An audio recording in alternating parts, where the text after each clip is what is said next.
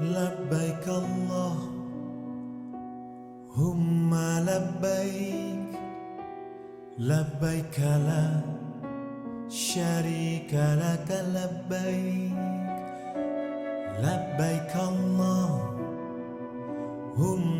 لبيك لبيك لا شريك لك لبيك ke Baitullah aku melangkah, ku penuhi panggilanmu. Ke Baitullah aku berserah, ku penuhi panggilanmu.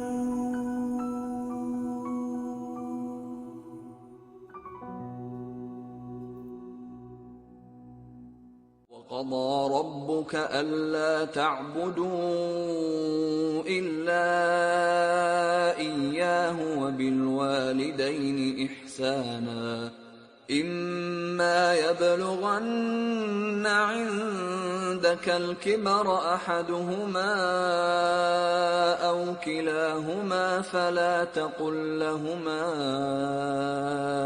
أف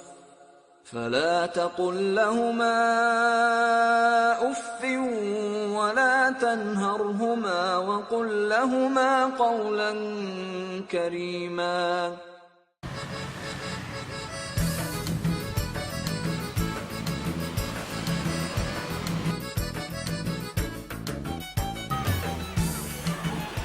Cerita itu dimulai dari sepotong kue dan nasihat seorang ibu.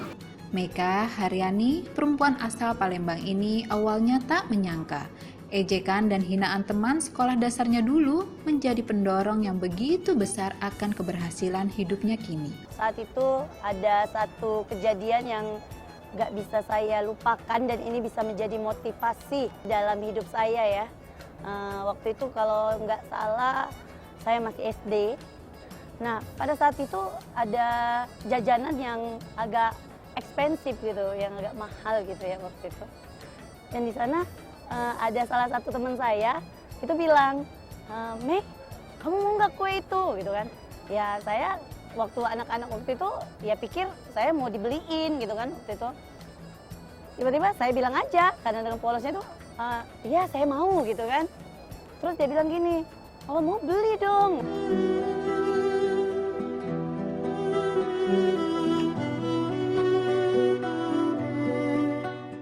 Ketika saya tahu duit jajan saya cuma 100 rupiah, terus diketawain sama teman-teman waktu itu.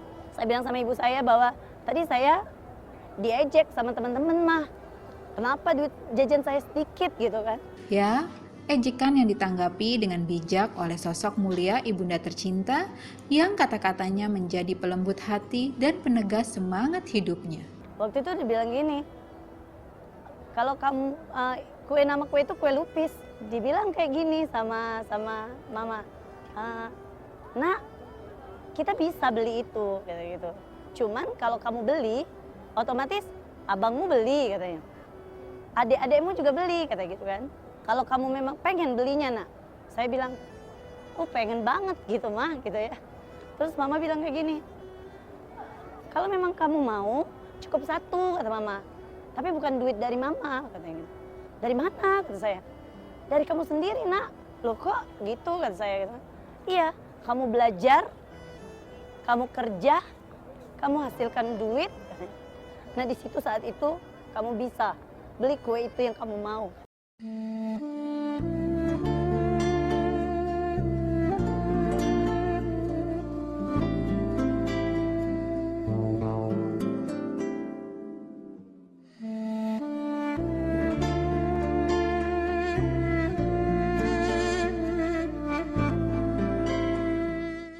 Itu jadi motivasi tersendiri buat saya gitu. Setiap saya malas belajar gitu, saya keinget omongan ibu saya yang seperti itu. Dan akhirnya ketika saya memang benar-benar sekarang udah kerja, saya akan, dan saya tuh udah bisa membuktikan. Dan ketika saya tuh ketemu yang namanya lupis, baik itu di tempat acara-acara orang, ada cerita tersendiri gitu. ini lupis yang membuat aku jadi seperti ini gitu. Meika pun tumbuh sebagai remaja yang mandiri dan percaya diri. Termasuk dalam hal karir, Meika punya cita-cita tersendiri. Awalnya saya itu kalau ditanya dari kecil mau jadi apa, mau jadi dokter gitu. Kalau ditanya orang cita-citanya apa, dokter. Atau pokoknya yang berbau kesehatan lah. Sampai suatu hari, sampai lulus SMA, ya memang orang tua saya menginginkan cita-cita anaknya itu tercapai gitu kan. Dan saat itu saya ikut tahun 2002. Setelah lulus SMA, saya langsung diikutkan papa saya ke kedokteran Unsri gitu, Universitas Sriwijaya yang ada di Palembang. Ternyata pas tes di sana, saya gagal. Dan saya pantang menyerah orangnya. Terus ikut kebidanan juga waktu itu di Departemen Kesehatan Palembang juga. Ikut lagi, ternyata gagal lagi gitu kan. Wah ini ada apa ini? Oh mungkin bagi diri saya persiapan saya yang belum matang. Karena padahal saya istilah itu alumni IPA gitu kan. Kalau kesehatan itu kan biasanya IPA gitu kan yang di ini. Oh berarti kata saya belum matang persiapan saya. Jadi saya bilang sama almarhum papa saya bilang, "Tah, saya harus coba lagi." Oh beneran nih, nggak mau ngambil yang lain? Nggak apa-apa, umur saya masih muda gitu kan. Biar 2003 saya ikut tes lagi. Jadi setahun saya nunggu tes dari 2002 ke 2003 itu saya les komputer gitu. Udah berselang setahun nggak terasa, akhirnya tiba lagi di tes lagi. Dan saat itu saya tes gitu kan, tetap tes yang sama. Udah persiapan matang, ternyata gagal lagi. Kedokteran gagal, kebidanan gagal, keperawatan gagal, ahli gizi gagal, perawat gigi gagal. Itu selama berapa bulan itu ngikutin kesehatan. Wah, ini ada apa ya? Ternyata saya tuh nggak bisa gitu kan menggapai cita-cita saya gitu kan. Ada apa ini kata saya gitu kan.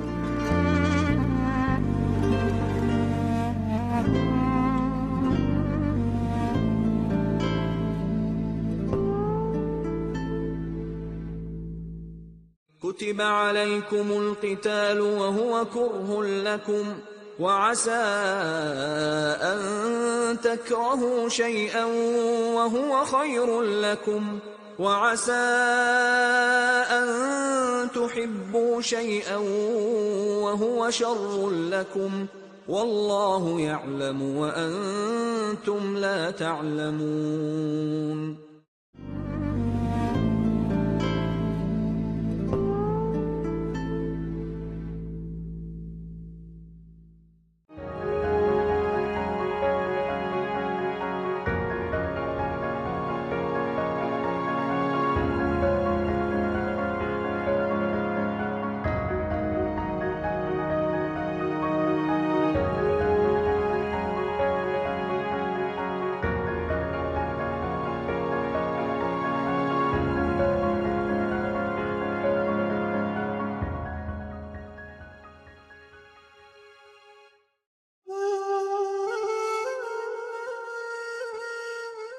Meski berkali-kali tersandung, Meika tetap bertahan dengan cita-citanya sampai petunjuk itu datang.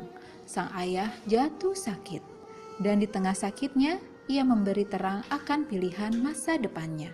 Nah, ternyata setelah saya gagal, ya keluarga saya juga dapat musibah saat itu. Papa terkena stroke gitu kan.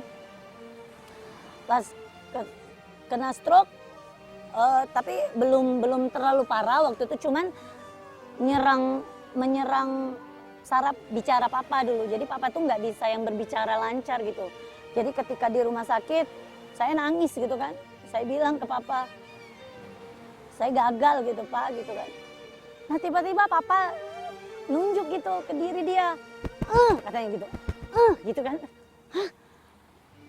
Impossible gitu kan. Guru, saya langsung ke gitu. Kata papa gitu kan. Oh nggak mau kata saya gitu kan, masa guru semua kata saya gitu. Mama guru, papa guru gitu kan. Abang saya yang pertama guru gitu.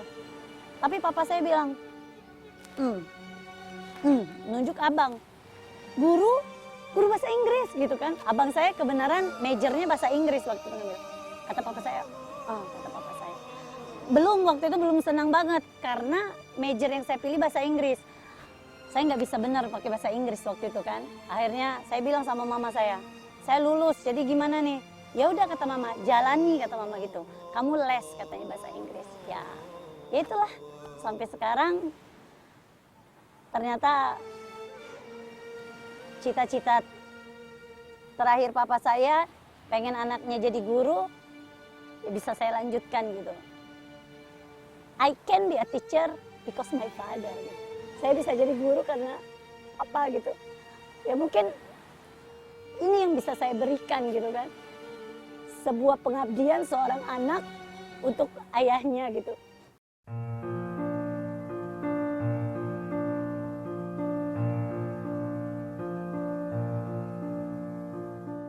Karena ketika saya tadi disuruh ke Belitung dan akhirnya saya lulus dari PNS, itu hadiah terakhir yang saya berikan kepada almarhum papa saya sebelum dia dipanggil Allah Subhanahu wa taala itu.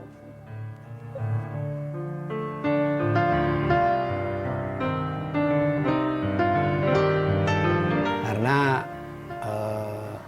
kehadiran Ibu Meka di sekolah ini memang pada saat itu kami masih belum jadi kepala sekolah. Jadi dari awal beliau ditetapkan, ditugaskan sebagai guru di SMK ini, ya kebetulan pada saat itu kami diberi tugas oleh kepala sekolah terdahulu sebagai wakasek kurikulum, sehingga awal-awalnya memang yang berhadapan dengan guru, nah untuk kaitannya dengan pembagian tugas itu saya sendiri. Dan dari awal memang kami lihat, kami amati, ya secara umum beliau, Bu Meka Haryani, berperilaku baik.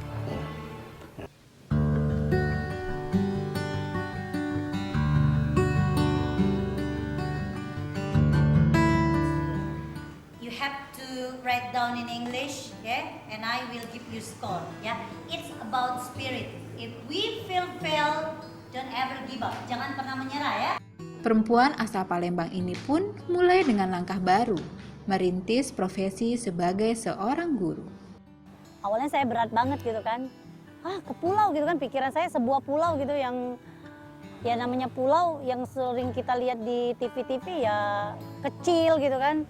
Saya sempat nangis dulu kan, saya nggak mau kata saya gitu kan, apalagi saya waktu itu nggak pernah yang namanya jauh dari orang tua gitu, nggak pernah sama sekali. SD dekat rumah, SMP dekat rumah, SMA dekat rumah gitu ya. Jadi ketika disuruh tes ke sini berat awalnya, cuman kata mama, kita nggak ada warisan nak buat kalian gitu. Selain yaitu ikuti aja kata orang tua, insya Allah jalan kamu lurus katanya gitu kan. Ke Pulau Belitung ikut tes PNS itu tahun 2008 akhir, sekitar bulan Oktober akhir gitu kita ke Pulau Belitung, dan alhamdulillah tes ternyata pas diumumkan, alhamdulillah Allah berkata kun fayakun, akhirnya kita diterima jadi PNS di Belitung. Saya beserta abang saya yang sekarang dia ngabdinya nyebrang lagi dari Pulau Belitung ya, dan akhirnya saya terdampar di sini mengabdi di sini. Semoga sampai sisa hidup saya akan mengabdi di sini. Karena tujuan saya satu, ketika saya melangkahkan kaki ke Pulau Belitung, artinya catatan hidup saya digariskan Allah mengabdi di sini. Bagaimana dengan sang ayah? Tentu saja bahagia. Ada 3 wasiat yang disampaikan sosok mulia ini untuk Meka sebelum wafatnya. Setelah saya sumpah saya jadi CPNS, beliau tahu saya udah jadi PNS dan lulus tuh beliau udah tahu, dan di situ dia bersujud syukur sama Allah Subhanahu wa taala dan mendoakan saya semoga ini adalah langkah kamu untuk menjadi orang yang berguna bagi nusa dan bangsa. Nak, pergunakanlah waktumu untuk mengabdi. Kenapa? Kata papa saya waktu itu. Ada 3 hal yang akan kamu bawa ketika kamu dipanggil sama Allah, kata papa. Yang pertama, itu amal jariah kamu, katanya. Yang kedua, kata papa, ilmu yang bermanfaat yang kamu berikan kepada orang, yaitu kamu guru, katanya. Jadi berikanlah ilmu yang bermanfaat. Dan yang ketiga adalah doa anak yang soleh, katanya. Jadi ketika nanti kamu punya anak, didiklah anak-anak kamu menjadi anak yang soleh dan soleha, kata papa seperti itu.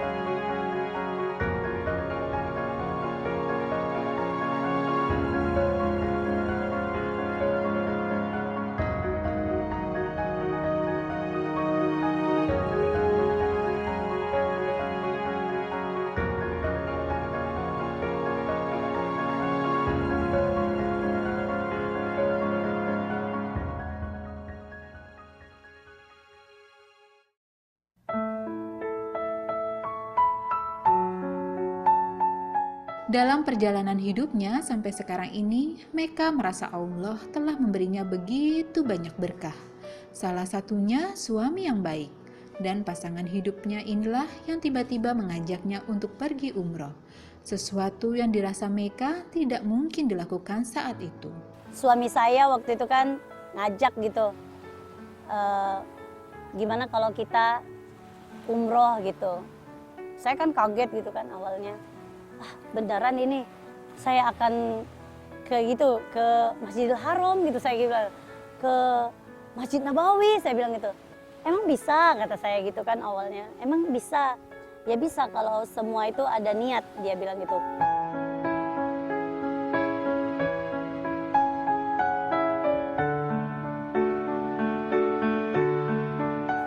Saya bilang ke Meka, kalau kamu mau ke sana, pertama diniatin dulu, lalu kita berusaha.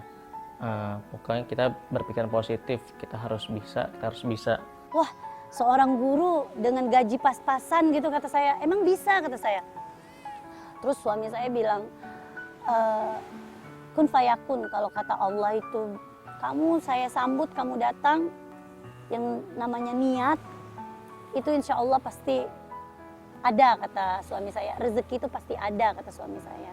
Jangankan seorang PNS, pengusaha yang sukses ataupun pejabat-pejabat manapun, kalau memang Allah belum manggil, kamu tidak akan pernah bisa ke sana.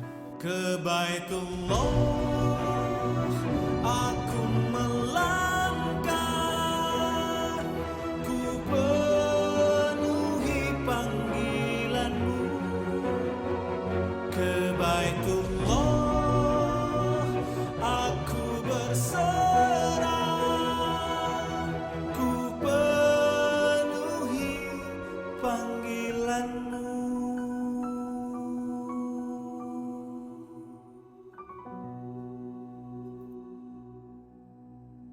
Ketika manusia ikhlas saat melakukan setiap kebaikan, maka akan mendapatkan balasan dari Allah 10 kali lipat. Keberkahan ini pun sangat dirasakan Meka, keberkahan yang mengantarnya ke Tanah Suci.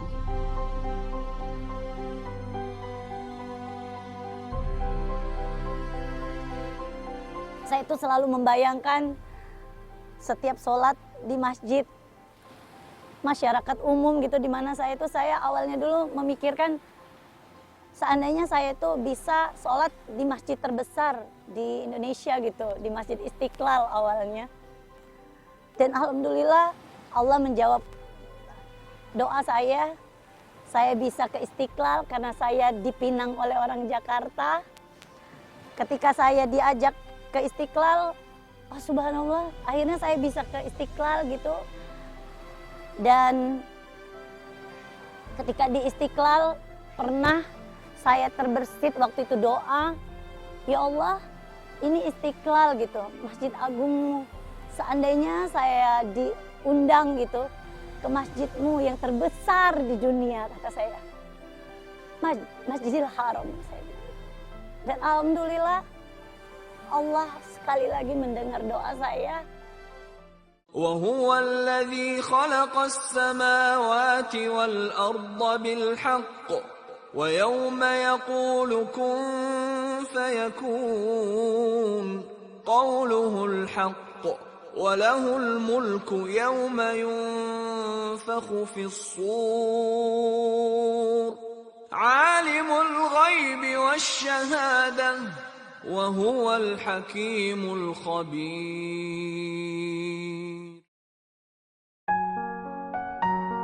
Ada cerita menarik di balik kepergiannya ke tanah suci ini.